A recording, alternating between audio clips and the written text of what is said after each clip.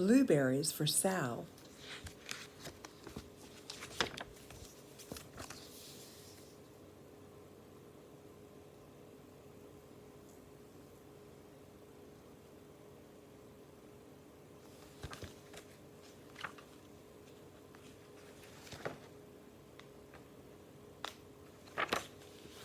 One day, little Sal went with her mother to Blueberry Hill to pick blueberries.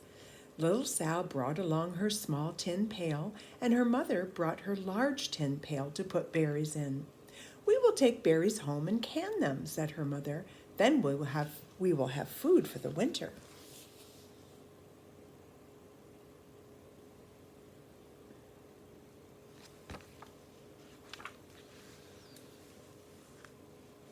Little Sal picked 3 berries and dropped them in her little tin pail. Kuplink, kuplank, kuplunk.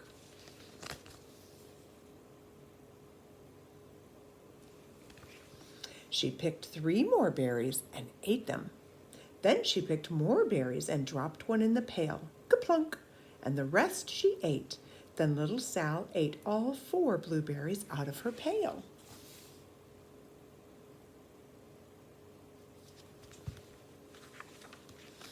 Her mother walked slowly through the bushes, picking blueberries as she went and putting them in her pail. Little Sal struggled along behind, picking blueberries and eating every single one.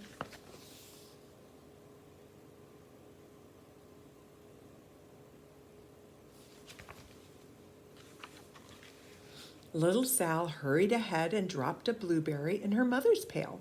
It didn't sound kaplink because the bottom of the pail was already covered with berries. She reached down inside to get her berry back. Though she really didn't mean to, she pulled out a large handful because there were so many blueberries right up close to the one she had put in.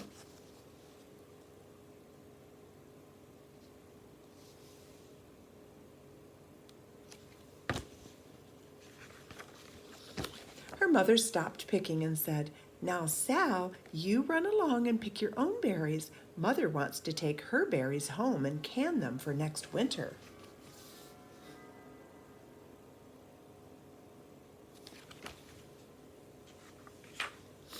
Her mother went back to her picking, but little Sal, because her feet were tired of standing and walking, sat down in the middle of a large clump of bushes and ate blueberries.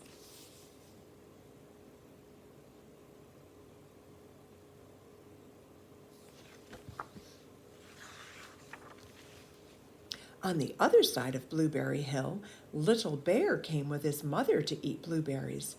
"Little Bear," she said, "eat lots of berries and grow big and fat. We must store up food for the long, cold winter."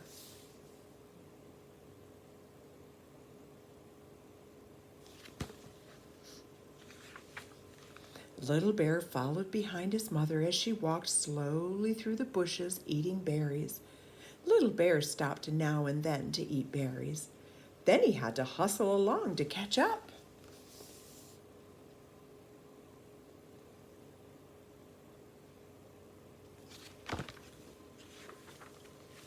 Because his feet were tired of hustling, he picked out a large clump of bushes and sat down right in the middle and ate blueberries.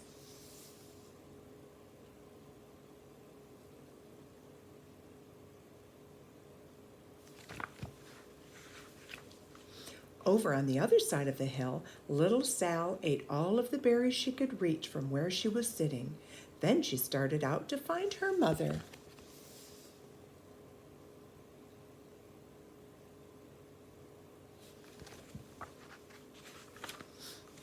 She heard a noise from around a rock and thought, "That is my mother walking along."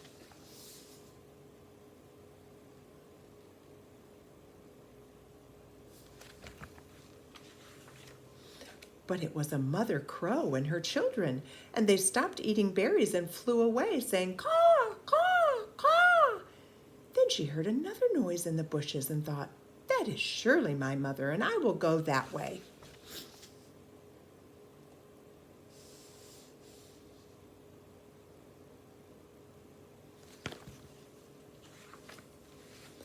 But it was Little Bear's mother instead. She was tramping along, eating berries, and thinking about storing up food for the winter. Little Sal tramped right along behind.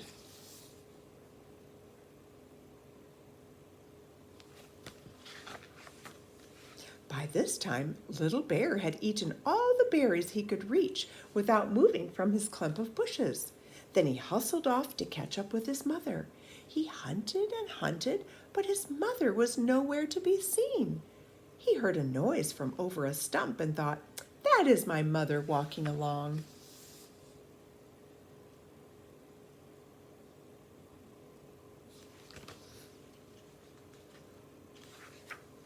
But it was a mother partridge and her children.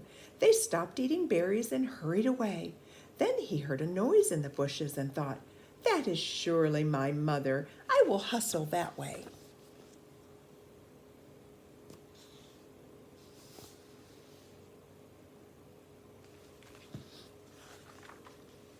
But it was Little Sal's mother instead. She was walking along, picking berries and thinking about canning them for next winter. Little Bear hustled right along behind.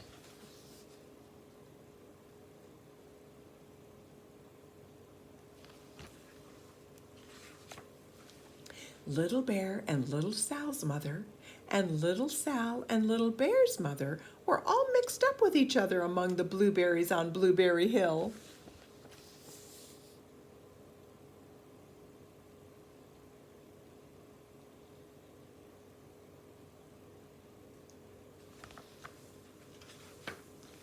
Little Bear's mother heard Sal walking along behind and thought it was Little Bear, and she said, "Little Bear, munch, munch, eat all you can possibly hold, swallow."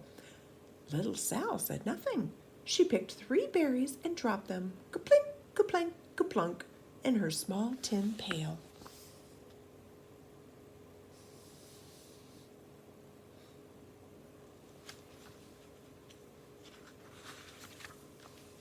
Little Bear's mother turned around to see what on earth could make a noise like ka-plunk. "Grump!" she cried, choking on a mouthful of berries. "This is not my child. Where is Little Bear?" She took one good look and backed away. She was old enough to be shy of people, even a very small person like Little Sal. Then she turned around and walked off very fast to hunt for Little Bear.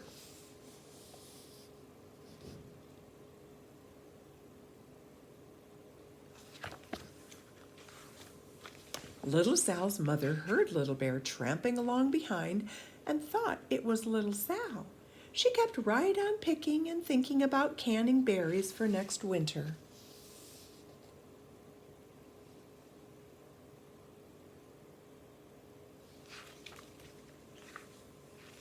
Little Bear padded up and peeked into her pail. Of course, he only wanted to taste a few of what was inside, but there were so many and they were so close together that he tasted a tremendous mouthful by mistake.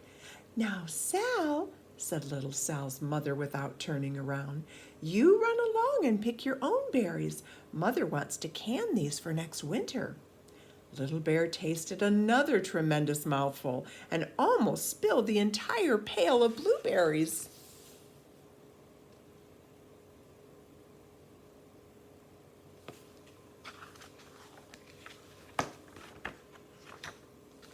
Little Sal's mother turned around and gasped, "My goodness, you are not Little Sal. Where is my child?" Little Bear just sat munching and swallowing and licking his lips. Little Sal's mother slowly backed away. She was old enough to be shy of bears, even very small bears like Little Bear. Then she turned and walked away quickly to look for Little Sal.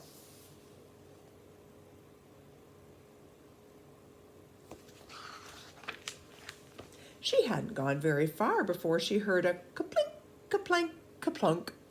She knew just what made that kind of noise.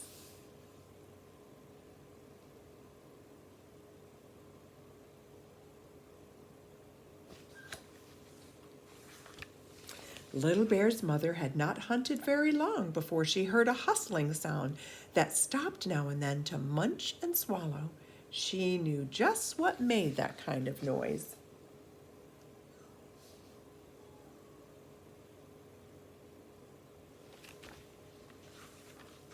Little Bear and his mother went home down one side of Blueberry Hill, eating blueberries all the way and full of food stored up for next winter.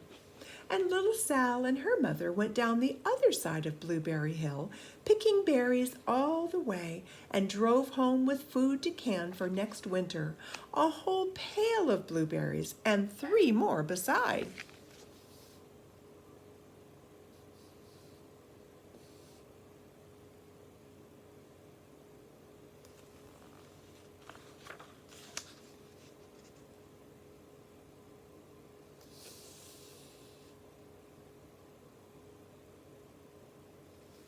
The end.